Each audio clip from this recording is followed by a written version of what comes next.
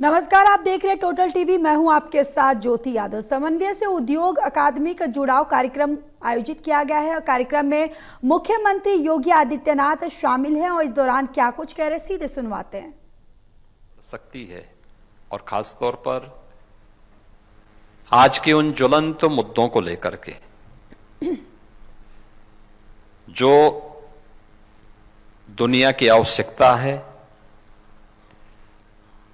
समाज की सुरक्षा से जुड़ा हुआ है और एक कॉमन मैन के जीवन स्तर को ऊपर उठाने का है। Artificial intelligence, cyber security and sustainability, इन तीन महत्वपूर्ण पिलर्स को लेकर के यहां पर अलग अलग टेक्निकल सेशन चलेंगे और उन सभी मुद्दों पर चर्चा होगी जिन मुद्दों को लेकर के आज एक सामान्य नागरिक, समाज, देश और दुनिया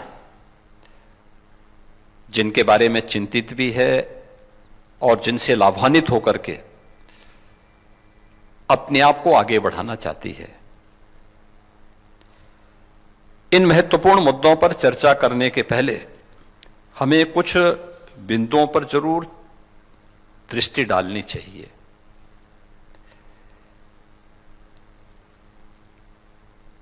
हम लोग जब भारत की बात करते हैं, कुछ लोगों को लगता है कि क्या भारत ये कर सकता है। मुझे लगता है कि यहां पे जितने भी हमारे फैकल्टी मेंबर्स हैं यहां पर, वे सब इस बात को देखते होंगे, जानते होंगे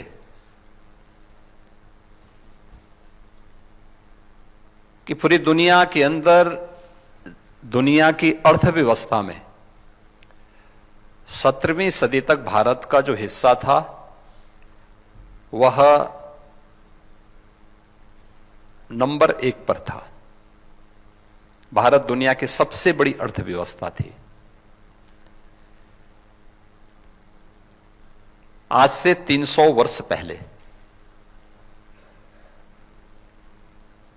भारत दुनिया की नंबर 1 की अर्थव्यवस्था थी। ग्लोबल जीडीपी में भारत का जो कंट्रीब्यूशन था वह 25% था।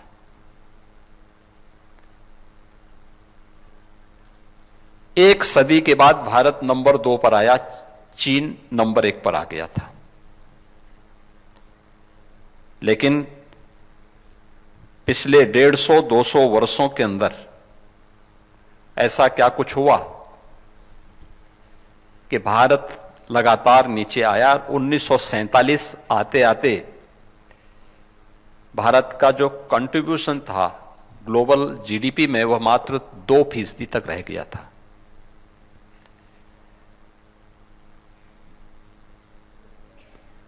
पिछले 11 वर्ष में आपने बदलते हुए भारत को देखा है। ये बदलता हुआ भारत जो आज फिर से दुनिया की सबसे बड़ी तेजी के साथ उभरती हुई अर्थव्यवस्था में से एक है, आज दुनिया की चौथी बड़ी अर्थव्यवस्था बन चुका है और अगले 2 वर्ष में भारत दुनिया की तीसरी बड़ी अर्थव्यवस्था बनेगा। तीसरी अर्थव्यवस्था के बाद दूसरी अर्थव्यवस्था बनने का जो समय होगा उसमें इन सब का योगदान होना है।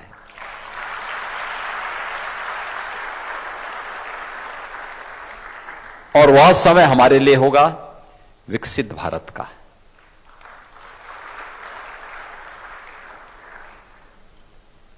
विकसित भारत के बारे में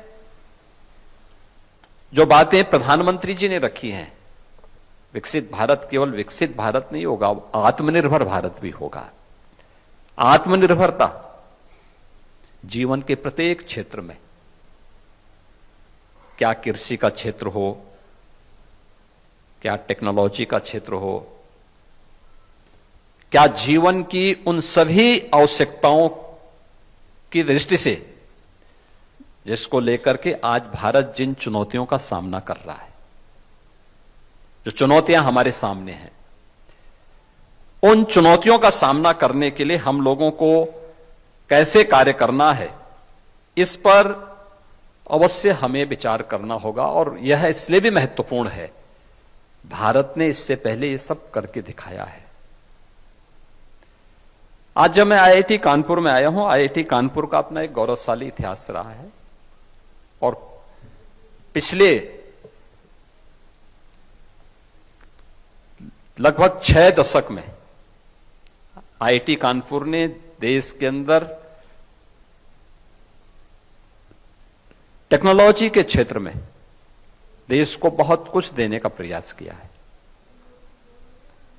अभी मैं पिछले सप्ताह नोएडा के एक सेंटर में गया था।